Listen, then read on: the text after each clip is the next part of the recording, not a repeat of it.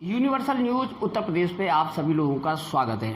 आज हम ऐसे मुद्दे को लेकर के चर्चा करेंगे जो एक आम परिवार के लिए, जो बच्चों के एडमिशन को लेकर के काफ़ी चिंतित रहते हैं, उससे संबंधित एक जुड़ा हुआ मुद्दा जो अब सामने आया है उसको लेकर के आज हम चर्चा करेंगे।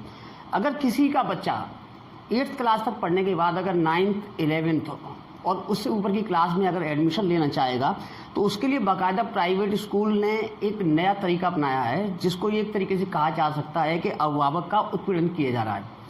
एक 300 से 500 रुपये का एक फॉर्म दिया जाता है जिसमें रजिस्ट्रेशन होता है। रजिस्ट्रेशन के बाद एक एंट्रेंस एग्जाम होता है और उसमें उन्हें 20 से 40 बच्चे तक जो भी सेलेक्ट करने होते हैं वो करते हैं, जबकि फार्मों की तादाद ऑलरेडी हज़ारों में हो जाती है और जिसकी वजह से स्कूल वालों को एक बहुत बड़ा मुनाफा होता है।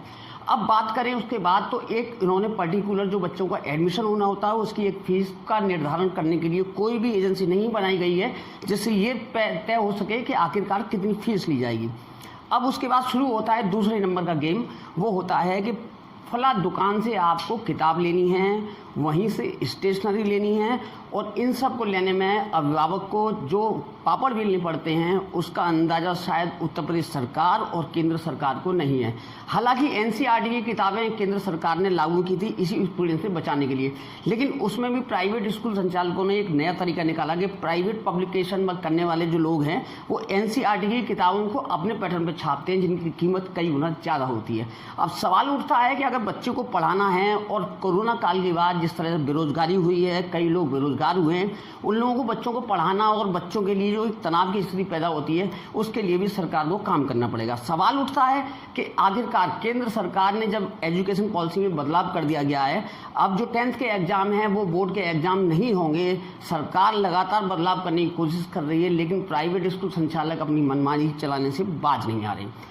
कई ऐसे विकसित देश हैं जिनमें वहाँ किताबें परचेज नहीं की जाती हैं, स्कूल में ही किताबें मिलती हैं और बच्चे वहीं से पढ़ने के बाद वो किताबों को छोड़ जाते हैं। आखिरकार हम जब विकासशील देश की तुलना अपने देश से करते हैं तो आखिरकार इन चीज़ों में हम दोहरा मापदंड क्यों अपनाते हैं।